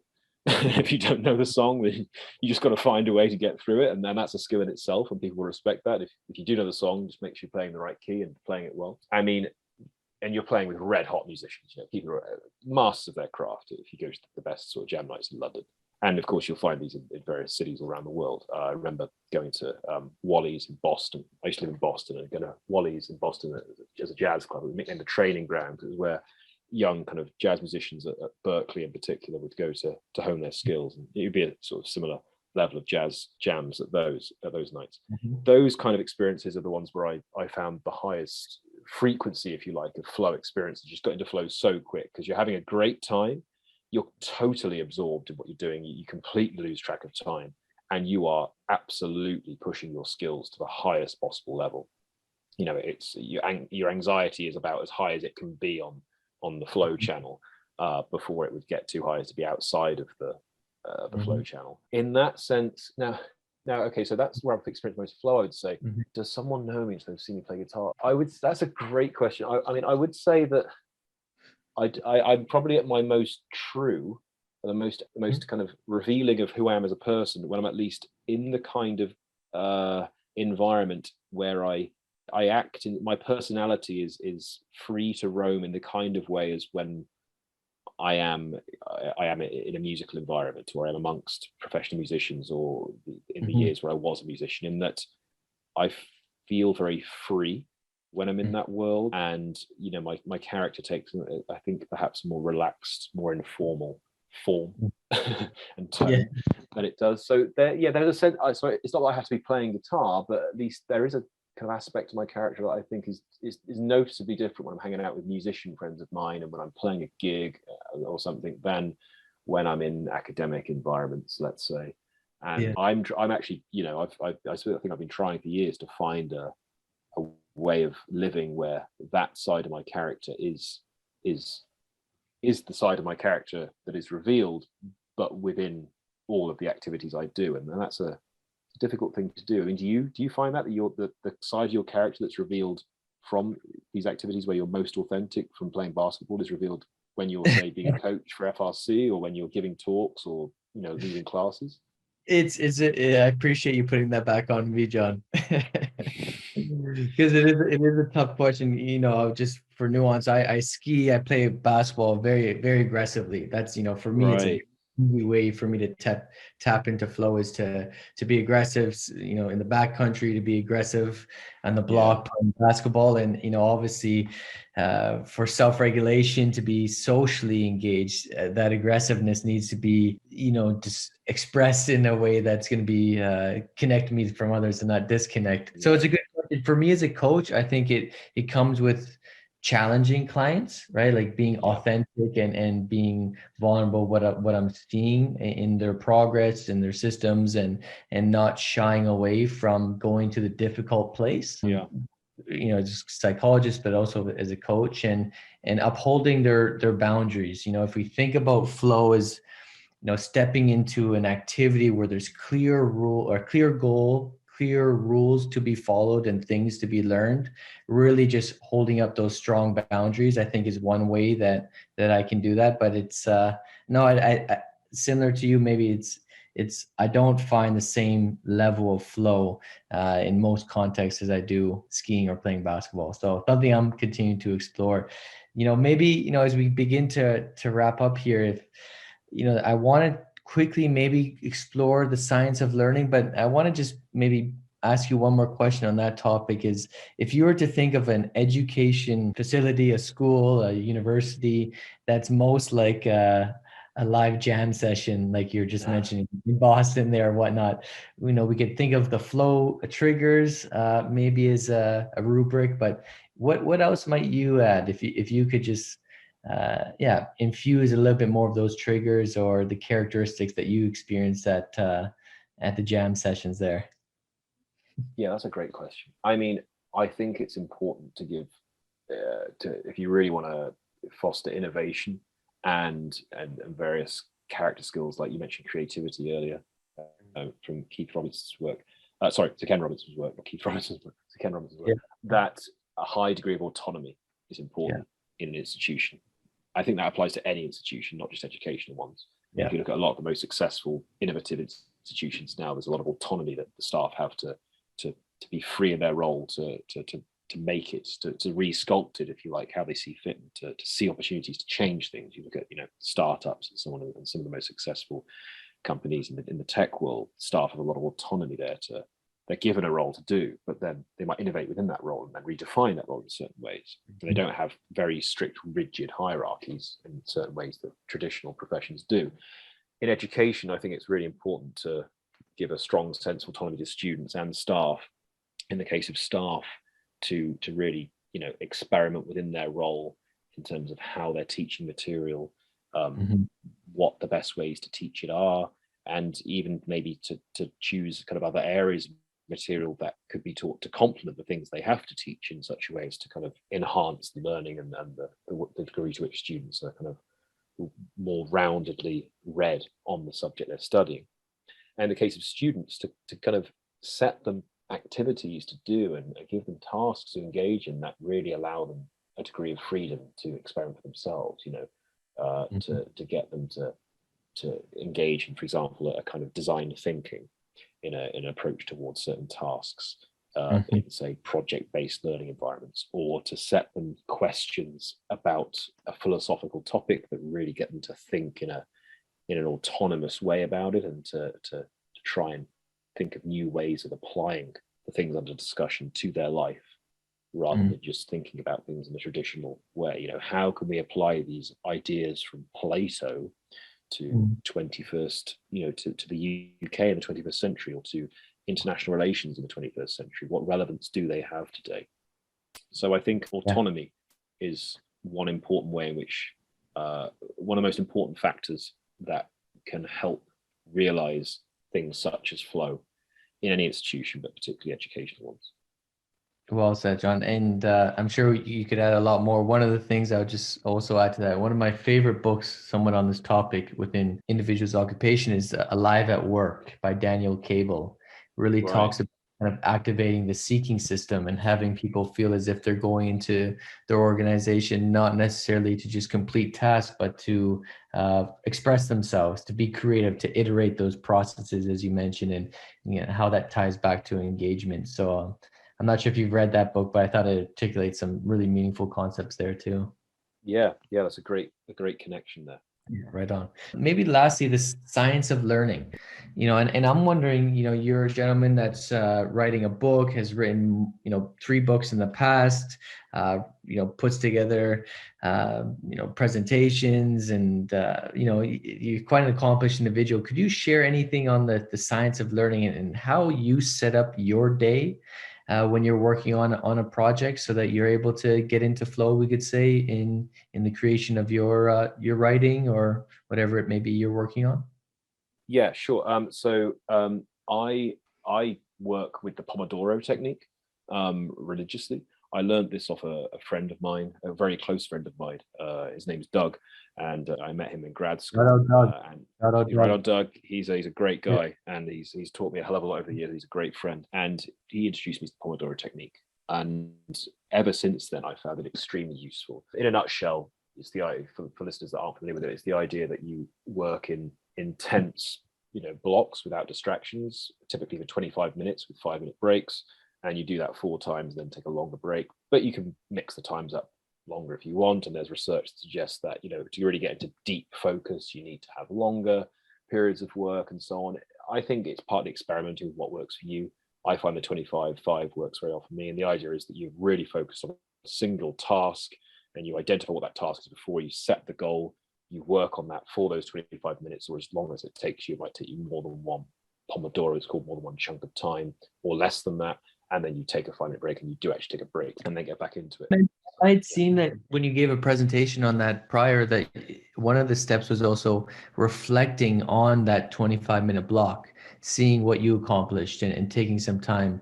I'm not sure if you can kind of expand on that. And I'm going to introduce something else here that might take us on a tangent. Csikszentmihalyi in that book, Flow, he talked about, you know, what he called Vita Activa, I believe, and Vita Contemplative. So how a good life is a balance between action and reflection. And he actually mentioned how a life that has perhaps more time for contemplation or reflection is characteristic of a good life. And I think a lot of what you've spoken today is on developing self-awareness and then taking action from that. So I went from a really small granular concept to a big one here, but yeah, is that reflection piece a big part of the Pomodoro as well? Yeah, it absolutely is. And thank you for pointing that out. So the idea is that you know, obviously if you've only got a 5-minute break between each Pomodoro, you have limited time to reflect. But the idea is that you can reflect in each break, if you like, or in the longer breaks on how well you met the goal and maybe how you might change up the goal for the next section you're doing. You know, maybe you set 2 bigger goals. The idea is to break down bigger goals into smaller goals and strive to achieve those within manageable chunks of time, say 25 minutes, and those will contribute, say, towards some bigger goals. So you don't want to, in a 25-minute chunk, something like write book or write article. It would be like develop this section of this part of the book, let's say, or you know, rehearse this part of the presentation, you know, in that 25-minute chunk. Something that can be achieved there, or something that can be achieved over 4 Pomodoros, you know, do the first part of 4 parts of this. But if you find after, say, a day of doing Pomodoros or after 4 of them, that you're not really meeting your goals in those times and that you're getting distracted in that period, that's when it's time to reflect on whether you're maybe setting 2 big goals or 2 small goals, whether you should usually maybe adjust the amount of time you're spending each time. Maybe you want to take a longer break every 3 Pomodoros or every 6.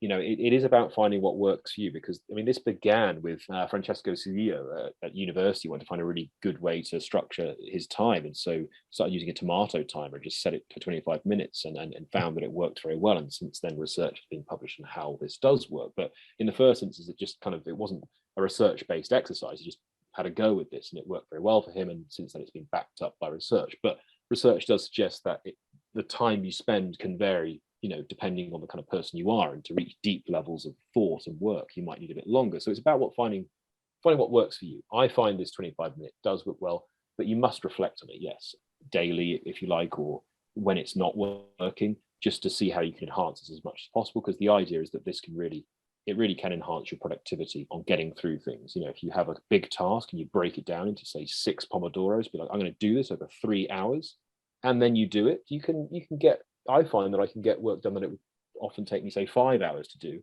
And it can be a really nice feeling of satisfaction after that, and also then give me time to do other things. Yeah, I think the reflection is building in the immediate and relevant feedback element of flow, right? Yeah, absolutely. Because in order to engage in what's called deliberate practice, you need feedback, and you need to be giving yourself feedback on what's working and what isn't. The best source of feedback is a coach, and here's they're an advert for the coaches at the Flow Research Collective. If you want to, raise your game, level up your game, the best thing to have is a coach to help you do that in any context at all. But also, you need to be giving self-reflective feedback to yourself, partly because it supports metacognition, that is to say, your understanding of your own abilities and level of knowledge and how to best develop those. And most people actually don't have that higher level of metacognition. Metacognition is often quite poor, and it's a problem. We need to really focus on enhancing it in education and more widely. And one way to enhance it is to regularly be monitoring how well you're doing at things, in order to better calibrate your understanding of your own awareness of your skills and your abilities. This relates to our kind of the leitmotif of our conversation today, Brent, which I guess is self-awareness and self-understanding. But you asked kind of what my routine is. And this connects also, I think, with something that I've heard various of your guests talking about. I structure my day in such a way as to focus on the most cognitively challenging things at the start of the day, because I find that best, and evidence suggests that is the best way to do things in terms of getting tasks done efficiently and maximizing your focus. And so I try and wake up as early as possible and spend the first sort of hour and a half to 3 hours of the day writing to Pomodoros. So I try to get 6 Pomodoros done at the start of the day on whatever it is that I'm writing at the time. And it's usually writing that I want to do in that time, because I find writing and public speaking to be the most challenging thing I do, but also the things I find most rewarding. And so at the start of the day, it would typically be that I'm working on a piece of writing I'm doing, or I'd be preparing a presentation I'm doing, or maybe rehearsing that presentation if I'm giving one, but it's usually writing. And then after that period, it would then be, say, researching or teaching or doing other things. But I think a bad way to start your day, to waste your cognitive resources, is to start your day by checking emails, going through emails. That's a waste of cognitive resources. If you can clear the deck with emails the day before and check them after you've done, your, say, 4 Pomodoros, and you take that big break, that's a good use of time in the morning. You don't want to waste that cognitive energy on checking emails. Leave that till later if you can. It's always, maybe you don't have a clear answer to this, but a lot of clients that come through our program will ask about utilizing that first morning block for their kind of their exercise, or their kind of wellness routine. And we often encourage trying to jump right into, like you're saying, kind of eating the toad first, taking care of their hardest task, and just the level of feeling as if whatever shows up in the rest of the day, they've already won it by owning that morning block is so powerful. But then again, when someone has their priority is their health, it seems like, ensuring that's top priority, and utilizing maybe that cognitive resource of emotional buoyancy or resilience is important for them. So I don't know if you have any suggestions around that challenge. Yeah, that's a good question. And I'll admit that I often mix it up. So I exercise every day, or try to exercise every day of the week, and don't always exercise every day. If I aim to do every day of the week, I often do like sort of 4 or 5 days a week. And I sometimes in first thing in the morning instead work out rather than diving into the work. It varies. But if I could describe my perfect day, would be to get up to do what I've described. You work for 3 hours, then you do a workout after you've done 3 hours, then eat breakfast, and then continue with work. That would be how I was doing that kind of in this year for about 3 months during the lockdown, where I had like no distractions for like going out in the evenings and stuff. In the UK, it was the 3rd lockdown, the first few months this year. It was just so easy to focus on doing, I find it very easy to focus on doing work because I just didn't have the kind of distractions, the social distractions, which I really enjoy having, but meant that I, would be going to bed early every day and getting up and just working. So it'd be sort of 3 hours of work to Pomodoros, then doing a workout and then cracking on. And actually that maps on with one of your podcasts on FRC, which was on intermittent fasting. One of your guests there talked about how a very healthy way to live is to do the sort of 16-hour fast a day, which is something else I do. And he described starting your day drinking bulletproof coffee or drinking black coffee, working for a few hours, and then doing a workout, and then eating for the first time maybe after that, or just continuing until you've reached the 16-hour window. I know also that Stephen Kotler, the way he describes his routine, he wakes up and starts working at 4 a.m. or something and probably writes for several hours. I mean, that's a whole other level of self-discipline that I can't say I've ever once in my life, I don't think, got up at 4 a.m. and started writing, except when I've had an impending deadline. But that's extremely impressive. Yeah, I mean, I don't have an answer as to whether working out or writing first thing's best. It varies person to person, and I can see the merits of doing both. Yeah, I see myself similar to you. It's what's most sustainable for me is at times having the workout first thing in the morning, but traditionally a perfect day would be jumping right into eating the toad first or taking on a cognitive kind of work task.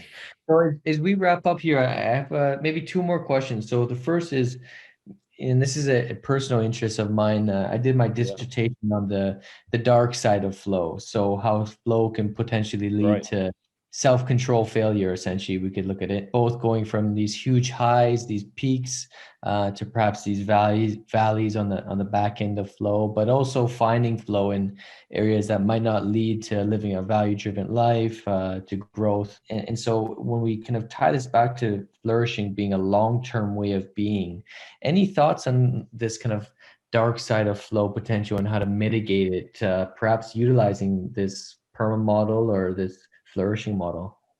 Yeah, I mean, that's a fascinating topic you wrote your dissertation on, Brent. I'd love to read that, learn about more about the dark side of flow. It's a great topic to work on. Yeah, I mean, I guess I'm aware of some of the research on the dark side of flow. I remember Nick Holton, a friend of mine, talked about this in the interview he did with FRC on the podcast. And yeah, I'd love to learn more about your research in this area. I mean, I guess one dark side that springs to mind is that if you experience that level of engagement and enjoyment and, you know, the experience of accomplishment you get with flow, I mean, that can, if you do that, if you find ways to channel that more and more in your life from certain things, it can make other experiences where you don't experience that feel kind of not as fulfilling.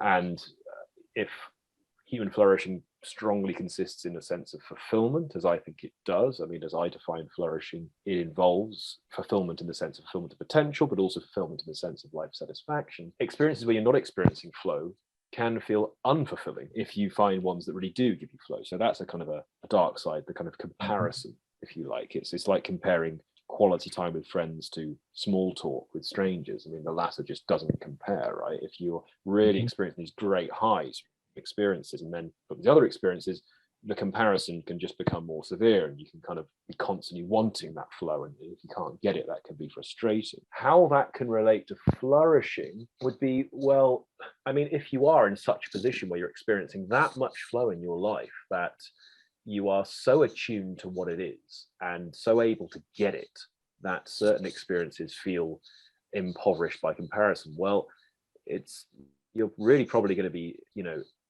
really hitting the nail on the head when it comes to that aspect of flourishing, namely engagement, as positive psychology defines it, or flow. If you're able to get flow that much, that, okay, well, if you're having a kind of a dark side of flow in the way I've described, you're probably nonetheless going to be having quite high well-being in certain ways, at least insofar as flow is concerned. So I think it can counterbalance it in a positive way. The kind of way in which it would be negative would be if you were aware of what flow is and you were spending your life searching for that again and you couldn't find it.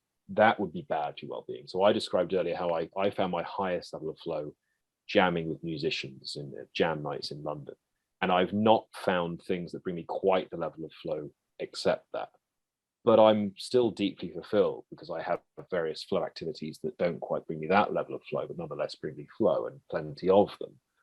However, if I couldn't find anything that brought me anything like that level of flow, I can imagine not feeling fulfilled, and that would limit my well-being. So I guess a dark side of flow would be if you're sadly in a position where you can't find them. And in that case, kind of the role of someone who works on flourishing, or if you like a flow coach, would be to try to help individuals to identify other areas of life where they can experience flow. Yeah, well said. Part of what I explored, or what the research suggests, John, is they give examples of people, whether it's video game addiction, so that's a potential dark side, or even big wave surfers who are just so addicted to the state that they keep putting themselves in bigger waves, smaller boards, higher consequences, and their life might be falling apart all around them, their relationships or whatnot, but they need to get back on the surf. They also spoke about kind of the impaired risk perception. So particularly with kayakers, and how when you're in a flow state, you lose a sense of self. And so if you're a beginner in particular, you can really have impaired risk perception and put yourself at self-control failure there. And also, interestingly enough, how you can find flow in kind of antisocial behavior. So in particular, they spoke about in combat, where someone's in the act of killing someone, and you're so engaged and absorbed in the task that obviously in combat and in war, maybe that's functional, but always losing that awareness of long-term values or the impact to others might not be facilitative for a long-term way of being, right? Wow. Well, this is fascinating, Brent. I'd love to read your work on this. These are, I can totally see how these are areas of the dark side of flow. I'd love to learn more about this from you. Maybe I'd like to interview you about this sometime.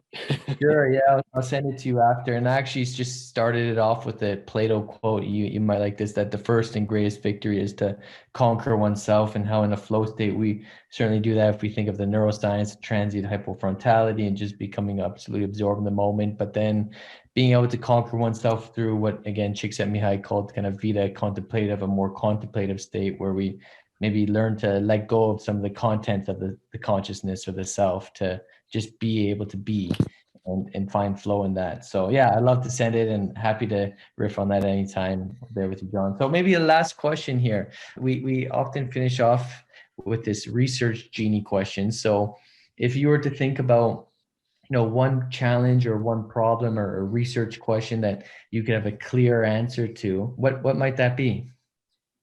Yeah, thank you for asking. That's a great question. So the current research on human flourishing by the Harvard Human Flourishing Program, they identify what they call pathways to flourishing. So these are areas of life that strongly enhance all of the domains that they take to be constitutive of flourishing. And in their account, the domains are, there's 5 of them: happiness and life satisfaction, mental and physical health, meaning and purpose, character, virtue, and close social relationships. And the 4 domains they identify are family, work, education, and religious community. Those are all areas of life that strongly enhance all those areas. Now, a big challenge for flourishing research, and what I would like to know right now, would be how can we enhance all of those areas of flourishing and others without relying on those pathways? Because when I give talks on flourishing and mention these, I mean, a piece of advice you could extract from that would be, well, have a family and become religious. Just ways you could really enhance your flourishing. I mean, and that's not advice you want to be giving to people. Of course, if you want to become religious, please do, and if you want to get married, please do, and if you want to have children, please do. But these aren't things that some people don't want to do those things. An increasing number of people are choosing not to have children and are choosing to not get married. So a challenge we face in flourishing research now is how we can kind of, as it were, support and enhance your flourishing without relying on these kinds of pathways. So I would love to know how we can do that without get married, without having to become religious. And that addresses a big challenge we face today in an increasingly geographically mobile society, in a world where more and more people are living alone, more and more people are choosing not to marry, choosing not to have children. And we're going to have to address this in research on flourishing and well-being. Right on. Well, Dr. Jonathan Beale, it's been a pleasure. How do people stay connected with you? You're a good Twitter follow, I know that, but any other ways that people can stay connected with you and engage and follow your journey here? Yeah, sure. So yeah, I'm on Twitter. Tag is at Dr. Jonathan Beale. I'm on Instagram at Johnny Beale, Jonny. You can find me on LinkedIn. And I'm currently setting up a podcast with one of your coaches, Nick Holton, which we're hoping to release in January on human flourishing. So keep a lookout for that. All right, John. Well, listen, next time maybe we'll get you jamming on the podcast. That'll be a lot of fun to fully see and get to know you a little bit more. Yeah, I'd and love to watch you play basketball as well, Brent. That'd be great. Maybe we'll shoot some hoops together someday. So, John, it's been a pleasure. Really looking forward to staying connected with your journey. Thank you for sharing so much of the science of human flourishing, the science of learning, of authenticity, of relationships. It's been meaningful and a lot of fun for me. So, thanks, John, and we look forward to staying connected in the future here. Thank you so much, Brent. It's been an absolute pleasure. Thank you. All right. Cheers, brother. If what you've heard on Flow Research Collective Radio has been helpful, please consider doing us a solid and leaving us a review on Apple Podcasts, Spotify, or wherever you are listening to this. Reviews help us connect to a wider audience so we can get these peak performance principles out to more people.